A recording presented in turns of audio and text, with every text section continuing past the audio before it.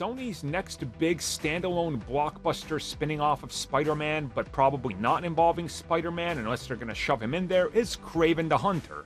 So recently, Sony's officially sent out the memo to stars of the film, specifically the star himself, Aaron Taylor Johnson.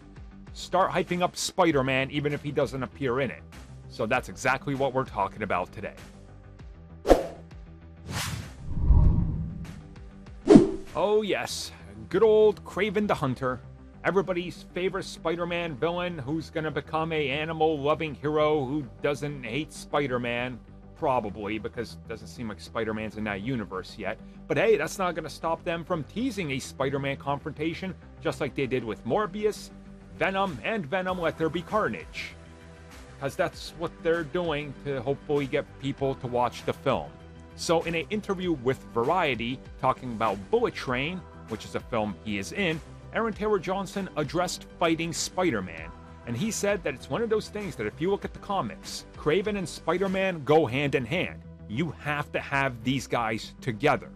So when it comes to what they're doing, they are going to go in that direction. But he cannot spoil whether Spider-Man is appearing in this, confirm anything, and how the universe works. So what he's saying is, we're gonna do this one step at a time, and hopefully, like Morbius and Venom, we can fool you enough times that you're gonna show up in hopes and then leave disappointed.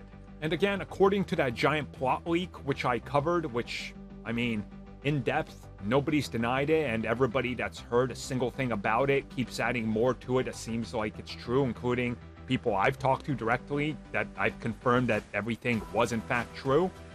The Spider-Man connection is going to be very loose. Again, I will link that plot description up above so you guys can check that out. But it's one of those things where they're being very careful with what they say and how they're positioning this. And again, most people are under the belief now that the Spider-Man debacle that's happening with Sony in terms of how they use Spider-Man, they have to be very careful with. And they can't use Tom Holland's same version, which we know, but they can't introduce just a new rebooted version for the sake of doing that, because then that could piss a lot of people off and make their universe honestly look useless. Because if you introduce a new live-action Spider-Man, people will automatically go, oh really, it's not the one we already have, it's not the one we like. So they're just teasing the connections to this one that everybody's familiar with that just made them over $1.9 billion, which makes sense. So in my opinion, he's doing the safe PR thing. Tease it, say it's probably going to happen, but don't ever confirm it, because probably not until we can work out the contract with Disney.